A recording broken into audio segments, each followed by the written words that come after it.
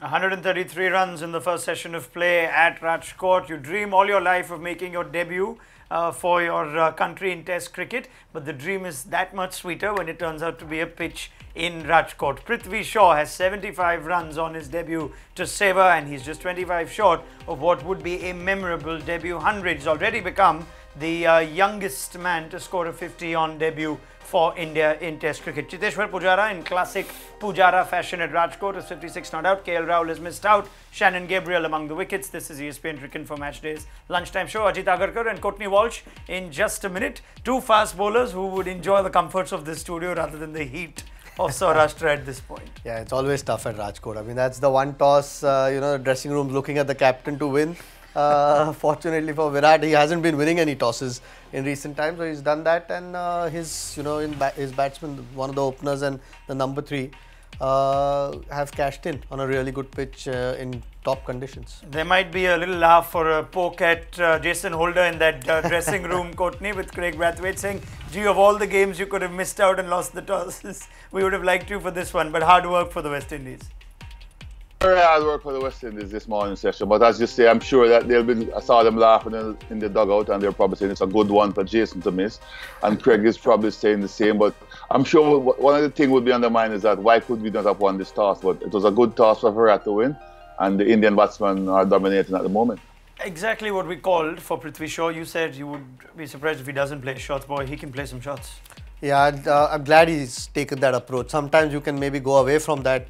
Look, the conditions have supported it, and obviously when Gabriel's bowled, you can see the difference in quality to the other bowlers. You still have to be watchful. Good bowlers will bowl well irrespective of the conditions, and his 6 overs have still been really good. So those are the bowlers that he's the bowler that India need to be watchful of.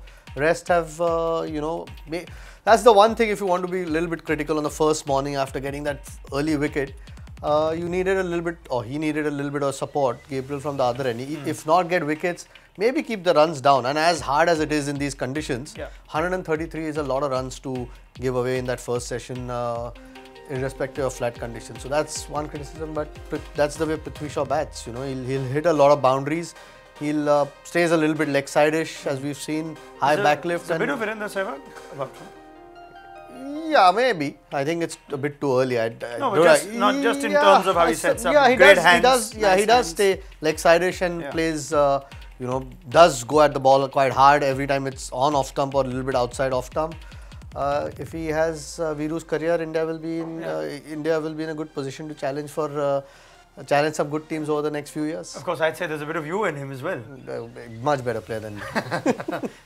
Just looking at some reactions before I go to Courtney too on Prithvi Shaw's innings, and a young Bombay batsman, compact, short, it tends to roll back the years. Sanjay Manjrekar is the messiah of the Bombay school of batting. Enjoyed him leaving the ball. Akash Chopra likes the look of him. Harbhajan Singh enjoyed the 50 on Test debut. The editor-in-chief of Cricinfo also with a nice magazine piece for him in the form of a tweet. But yeah, you just want to get off to a decent start anytime you make a debut as a bowler or as a batsman. So that'll only help his confidence. Guy who plays his shots, Courtney, always keeps fast bowlers interested. Could the West Indies fast bowlers have made his job any harder? Well, yes, I think so. But what I would want to say first is that it's good to see a young man at his age dominated and playing with the freestyle that we know he can do. I mean, I was excited to watch him, and he hasn't disappointed in the way he has gone about putting the innings together. From a West Indian point of view, I think, as you're right to say, Ajit, the bowling lack a little bit of penetration. Gabriel has been the only bowler, not because he's taken the wicket, but has bowled consistently well. And I think that's where the inexperience of Lewis and Kimo Paul has sort of shown up a little bit. They've gone, there's probably 3 tests between them. So that's where you're missing a Jason Hole and a Kimo Roach. Having said that, those guys are not in the team, so it's up to the 2 young debutants and Bishu and also Chase to try and create some pressure and slow the scoring rate down. I think they've allowed India to score too easily. Not taking anything away from Shaw, the way he has played, but I think the West Indies could have been a little bit more disciplined in their attack and their approach in terms of how they bowled. Yeah, I mean, only second test for Kimo Paul, a debut for Sherman Lewis. They're without Kimo Roach, they're without Jason Holder. You can sympathize with them, but how do you possibly talk to them at this point to keep the runs down, like Courtney said? Yeah, I mean, Probably on those sorts of pitches, you need a Courtney Walsh or a Curtly Ambrose to have that. That's right, and you don't get those bowlers that often. So it's hard work. But like Courtney said, you've got to find ways to keep the batsman down. And especially if a guy like Prithvi, he is going to play his shots. So if you can work on his patience for a prolonged period, or two guys bowling in tandem, there's always an opportunity that he'll provide you. So yeah, you can put that down to inexperience. Yeah. There were quite a few boundary riders, or the field was open as well, and in spite of that, they've conceded as many as they have, which they might be a little bit disappointed about. Yes, Courtney. Yeah, that was the concern, because, like I said, they had boundary riders, so that should have helped to score the rate down, but it didn't. But I mean, missing Jason Holder coming off the last two Test series was always going to be a problem after Kimar had also fly back home, because himself and Gabriel has been like the leader of the pack for the last, probably 4 or 5 Test matches that they played in the Caribbean. So that was always going to be a big void to fill. So the inexperience was going to come into play, but I would still like to see them trying to do something to compensate for that. And I think they've allowed the team to score a little bit too freely, and they've got to try to reassess themselves at lunchtime and come back with a different game plan. Gabriel's certainly been the pick of the bowlers for the West Indies, going at 15 from his 6 overs, and the only wicket that did fall to him, that of KL Rahul in the first over of the game. So let's get straight into that. Was a good one, but you expect more from your Test opening batsman? Yeah, I mean, really good ball, great length, jack back, and at the pace that he bowls gives batsmen lesser time to adjust than maybe a slow bowler. So yeah, but Rahul has that way too often in his Test career, unfortunately for India. Early on in his innings, as an opening batsman, you'd probably expect the opening bowler to bowl a good ball. Yeah, okay, there are going to be times that you miss it, but unfortunately in Rahul's case, it's happened. It's a great opportunity. I mean, that sort of pitch, you get through that first 2 or 3 overs, and you can score freely. Good ball though, you can't take anything away from Gabriel. Perfect length. And the ball jagging back. Yeah, I mean, maybe so disappointed not to see a few more of those. Maybe if not from Gabriel, from some of the others, Courtney. Yes, a little bit disappointed not to see a few more of those. I mean, Gabriel, he got that one spot on. I was expecting a little bit more consistency from Kimo, because he did bowl well when I saw him in the West Indies. I wasn't sure what to expect from Lewis. They said he's very promising, but that Test match nerves and jitters as a bowler. If you get it wrong, you could be under a bit of pressure. But the bowlers has got to try to hold a length and be a little bit more consistent, make life a little bit more difficult for the Indian batsman to create some pressure. That's the thing. I mean, Indian batsmen have been able to score both sides of the wicket, which, I mean, as a bowler, ideally on a flat pitch, you don't want them to do. First session of the Test match at least, and that's maybe one thing West Indies would want to do after, unless they bowl straight and open up the field and want to go that way. They'd want ideally to bowl one side of the pitch and make India score that way. I mean, let's be fair. Both of you can sympathise with the fast bowlers, especially when you've lost the toss. No surprise that your spinners will come in early. 10 overs and 56 between Devendra Bishu and Roston Chase. At what point do are you expecting your spinners to have more of an impact? It's only one session, but I think as a fast bowler, you're already looking towards them to bowl for a while. For Dave, by the looks of that pitch. But it's hard work in Rajkot. Yeah. I don't think spinners on that first day are going to get too much. That's why you need to find a way to keep runs down. Even with Chase, there were quite a few full tosses bowled where the batsmen don't really have to work hard for their runs. Anyway, it's a good pitch. You don't want to give any freebies.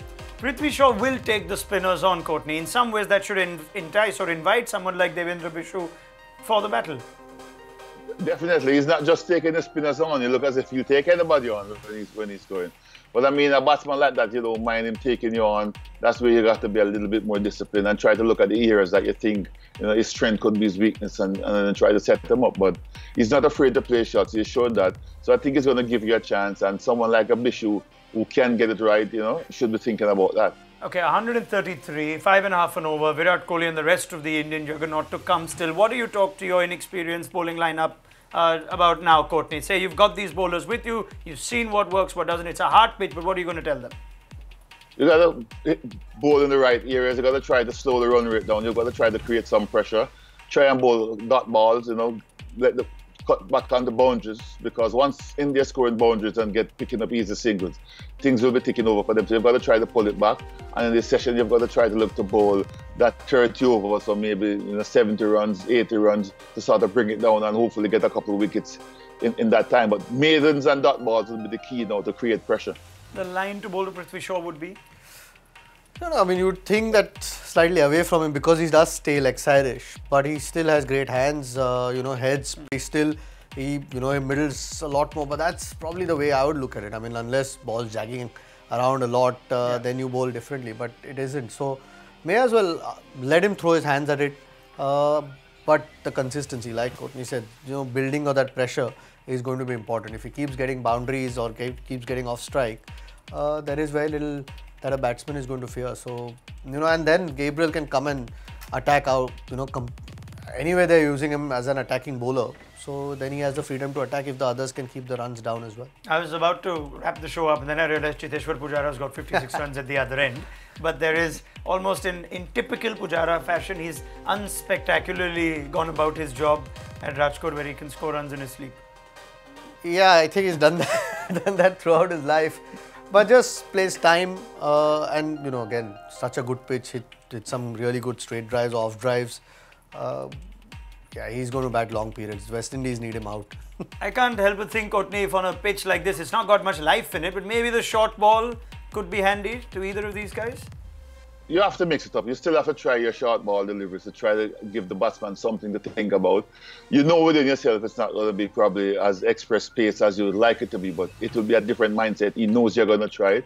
He might just be late in the one that he pitches up and it jogs back in a little bit. So you've got to be thinking and you have to try things. You got to try probably a bit of cross seam. If it gets up and bounce a bit higher, or if it doesn't bounce at all. So these are the things you got to experiment with on these kind of conditions. It's a flat wicket. Make no bones about it. This is a batsman paradise. The first 2 or 3 days, it could be lots of runs. So as a bowler, you've got to try something. If you're the West Indies, you also know that these two might have a track record of running one or the other out. Chesteshwar Pujara certainly might. But let's leave it there. Ajit Agarkar and Courtney Walsh will get your thoughts at tea time. Hopefully, we'll have a more compelling contest to speak of. For the first session, the story is all about Prithvi Shaw and India's runs. Shannon Gabriel, the pick of the bowlers. Do join us for our tea time show then. Until then, download the ESPNcricinfo mobile app. Thoughts from Courtney and Ajit at tea. Bye-bye.